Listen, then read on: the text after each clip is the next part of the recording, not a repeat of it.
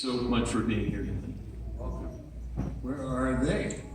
They're right there. They're hiding. So, I want to be Doug and Krista, why don't you come on? Let's talk to you up here. Can I do that? I guess I can. I'm like helping out here tonight.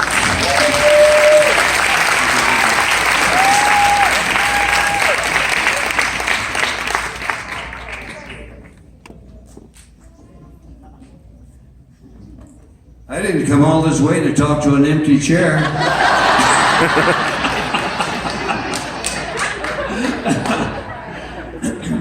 So I met Doug when he just graduated from college, right? How old were you? 24. Hung around the church till I hired him. Worked for him a couple of years. I transferred down to Concord, California, opened up a church there, and hired Doug and Crystal again. I don't know if you've ever been hired by anybody but me. Brought him to Concord. He served with me there for 7 years as my associate. And one day I came to work, and I always looked at where my schedule was each day, and on there it said Doug Heisel. Well, his office was 2 doors from mine. I thought, this is kind of silly, making a formal appointment with me 2 doors down. But anyway, whatever the time was, he came in. Sat down and said, I need to talk to you about something. I said, I assume you did, with this appointment on my book. He said, God has called me to do something. And I said, well, I hope so. I've been paying you for about time we figured out you were going to do something around here.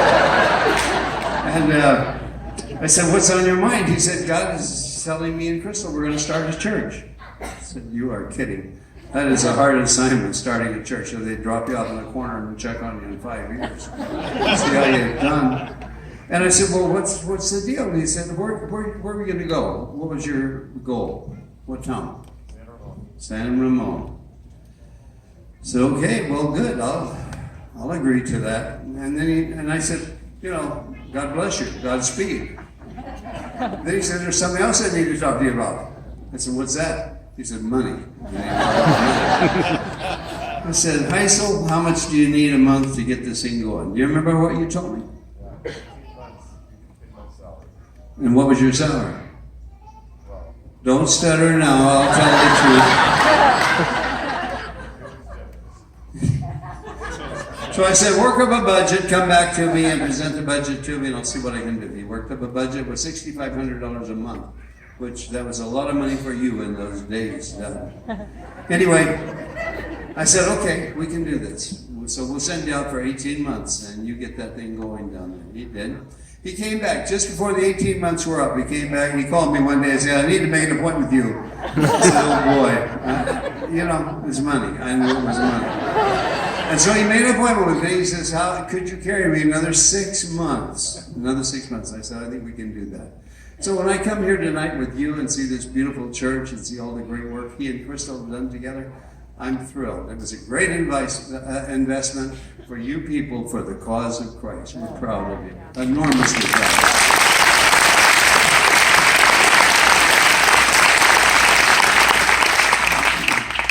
It's so much fun for us to sit and remember, to recall the events, the decisions that were made, the choices that we made along the way that have brought us to this point today. You never know when you're talking to a 24-year-old single man about a position in a church as a youth director in a kind of a small little church, what significance that one decision would have for eternity. You as a couple have been amazing and thrilling to watch. Harley just said it was a good investment. We have never made a better investment in anyone's life than in yours.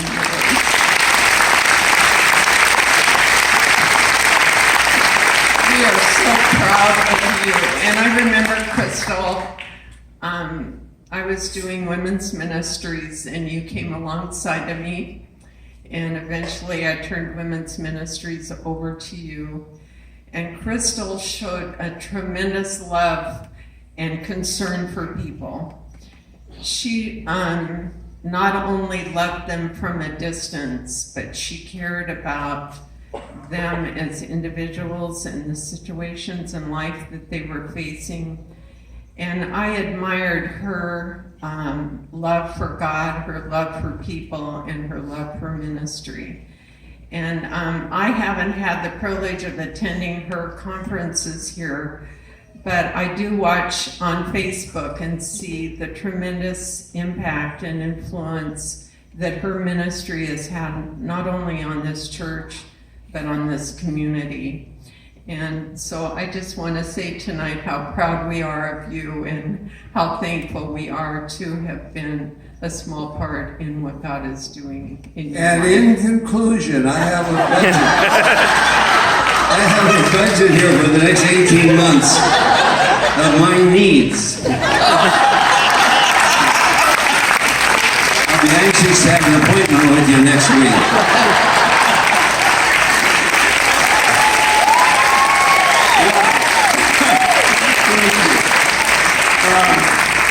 How do you follow that? I mean, Gus, Petsas, and Judy are here, and they're on our board. But Gus has been actually Doug and Crystal's accountants for decades, and so they know everything about this couple. I mean, the amount of gas they put in their car, and so if you want to know anything, just call Gus, and he won't tell you anything. Anyway, Gus, Petsas, and Judy. Thank you, So Dr. glad you're here. Good evening. Great to be here. Judy and I are just excited. I had to write my notes. So you understand, Harley's a pastor. You can get away with talking off the cuff. I'm a CPA. I can't. Read my notes. In the beginning. Oh, no. As I said, we're Gus and Judy Petsas, and we've known these two people for a long, long time, for 27 years. So I'm a CPA. I've been on that board for Harley and Kaye, and I think I used to be his boss at one time when I was on the deacon board, and somehow we survived it all with Doug. It was very good. I was thinking of the first time that Judy and I saw Doug and Crystal. Harley said, "We've got this new guy coming in from up north, some guy named Heisel." I said, "Great." So we were in the church, and all of a sudden I saw this guy with the slick back hair coming into the church, dark suit, tie, and he had the Bible carried like the football, you know how they do that. And then he was carrying the little baby carrier, and the wife was behind, just perfect. I said, "That's them." Gotta be, got the look, And, from that point, we knew that it's going to be something interesting and going to be good,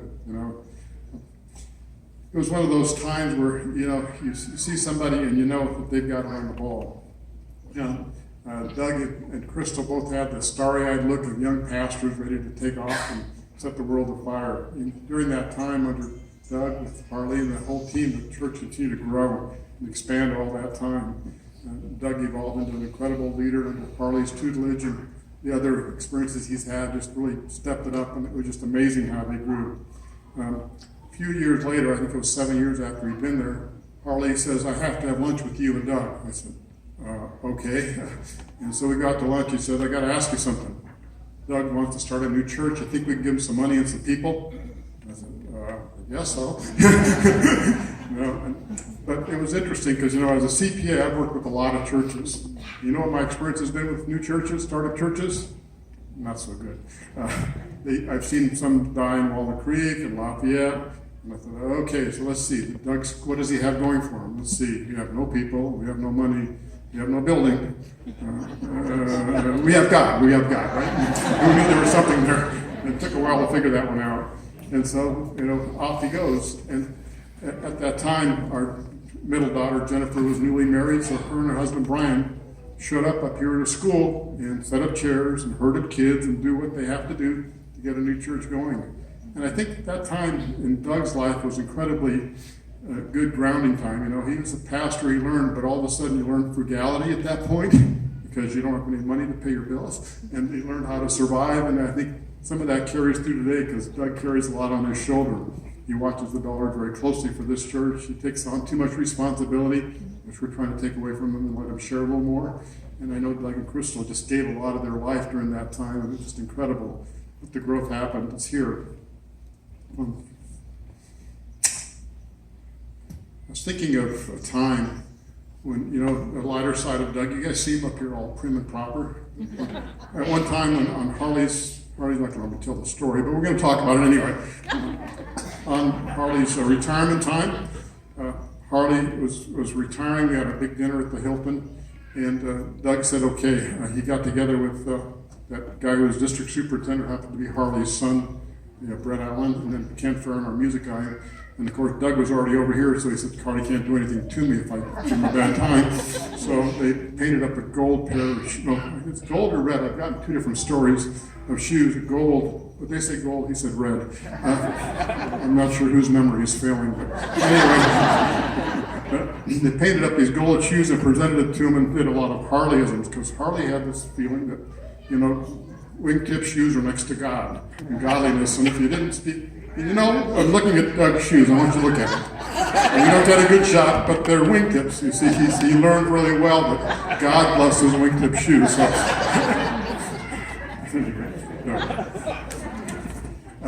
More serious side, Doug and I have worked together with several boards, with ministries, with several evangelists. And I've always seen Doug and his personality as a leader, as a person who can touch these young lives, help with maturity, with dollars, with compassion, and with sharing and stability. And I think that was just incredible to see how Doug can go out there and be a mentor in a world where, ministers and pastors, evangelists just get beat up so badly.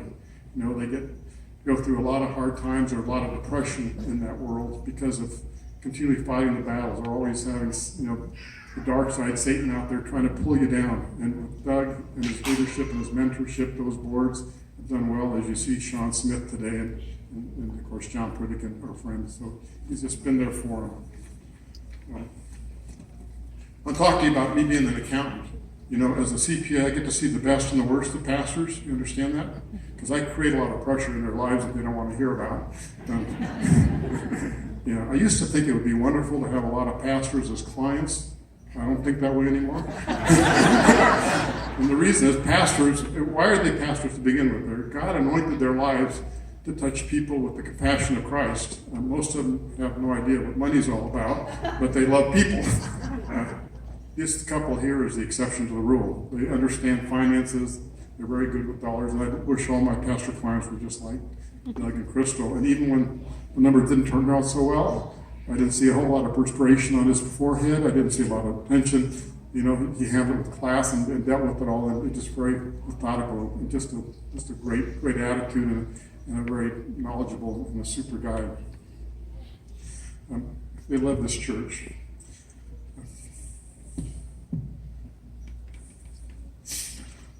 I was thinking about where they've evolved to. I look at this church and how well you've succeeded, how they've used their God-given talents. I look at back where we are today. A little gray hair, a little maturity. Crystal's still beautiful, and have had such an incredible impact on this community in a lost world. A couple months ago, maybe 4 or 5 months ago, I was asked to be on the board here. And what an honor for Judy and I to help serve and be part of your family. We love it. And what I've learned from that experience is that Doug and Crystal have this incredible passion for missions. I just started hearing his heart in our meetings when we talk about budgets and dollars and finances, and giving that missionaries are just a part of his life. Startup churches, the need that's there, and that heart. And this church is a giving church because of Doug and Crystal. And they really bless so many ministries and further the kingdom. And I'm just so honored to be a part of that. We're just so grateful. Lastly, I think on my part is that, I think back to where we were, 20 years ago at this church, 27 years ago, and how the world has progressed. As Harley and Kaye have passed the baton to you two, and how now you're passing the baton to the next generation of leaders and pastors. That's what we do in this world. This is our role, to further the kingdom, to bring it up to as high as we can, and let somebody else send it to the next level. And I think there are some great days ahead for this church. This body is going to take off, and I'm excited to see what God is going to be doing. Thank you. Thank you. At first, when I was asked to say something, I thought, oh no, I don't really, I loved you guys so much, and I thought, you've done so much for not only us, but for your congregation. But I want to tell you, Crystal, Doug wouldn't be where he is without you. You are a fantastic helpmate. And, you know, we watch you guys grow and your children and, you know, now you're grandparents. So I just thought, you know what, I just want to say I love you and congratulate you because you are an awesome, awesome couple that God has put together to lead your family, So thank you.